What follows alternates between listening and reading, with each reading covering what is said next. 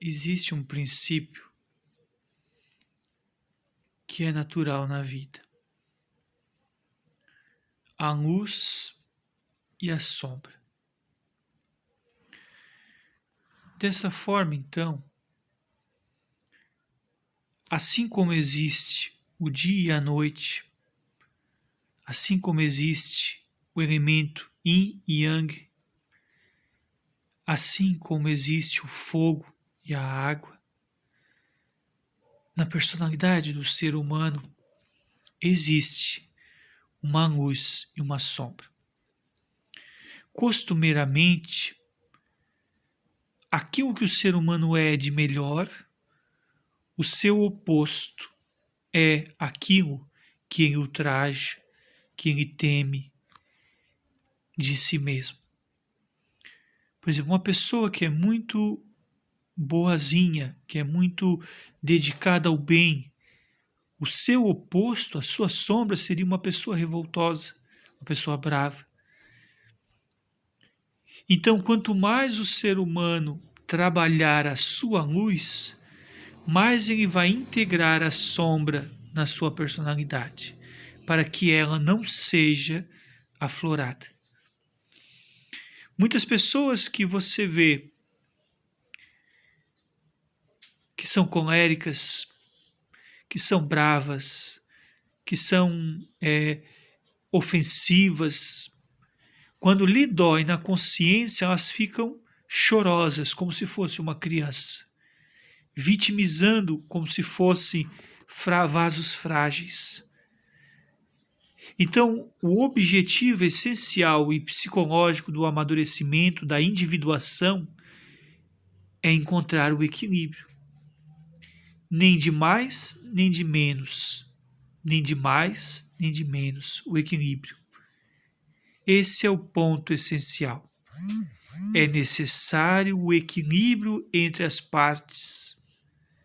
O equilíbrio na personalidade. Como equilibrar o bem e o mal?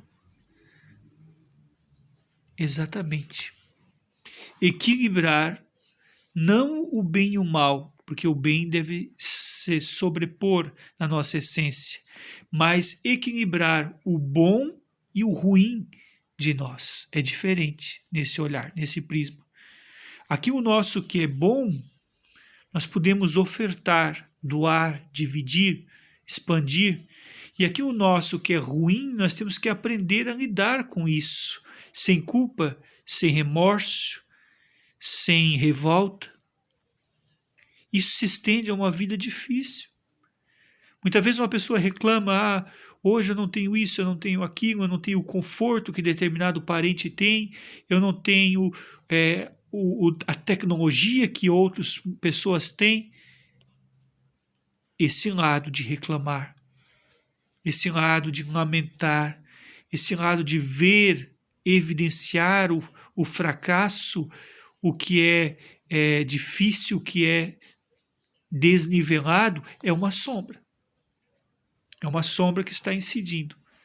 É a sombra que está tentando dominar a psique, a personalidade, o ego. Então nós precisamos deixar que o self resplandeça, que a luz, que a totalidade do ser.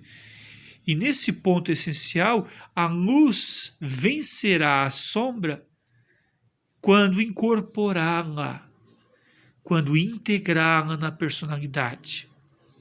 Seria o mesmo que dizer, eu sei que sou uma pessoa do bem, mas sei que também tenho meus momentos de dificuldade, os meus momentos de revolta, os meus momentos de descontentamento. É não deixar que a sombra tome por complexar em torno do ego, a torná-lo refém da sombra, desse arquétipo que falou Jung, né? Mas que o self, que a totalidade do ser, possa reger as maiores formindandas imagens arquetípicas do ego, tornando-nos um ser pleno, real, consciente das suas qualidades e dos seus defeitos. Freud dizia que a pessoa puritana tem no seu oposto a pessoa com devassidão. Era uma teoria talvez muito ainda aferrada à sexualidade. Mas se nós analisarmos pelo âmbito emocional, quando a pessoa está se acrisolando enormemente no apego, quando se tira o objeto apegado, a pessoa se sente sem chão. Por isso que o apego ao objeto tem que ser moderado. Tem que haver a presença do superego, tem que haver a solarização da mente, a razão, o conhecimento e o autoconhecimento, para levar até a sabedoria. Somente a sabedoria nos ajudará com o tempo, com a passagem das dificuldades, com a passagem do amor e da dor, da luz e da escuridão, do bem e da treva, a um processo de plenitude nirvânica, a um estágio de amor transcendental.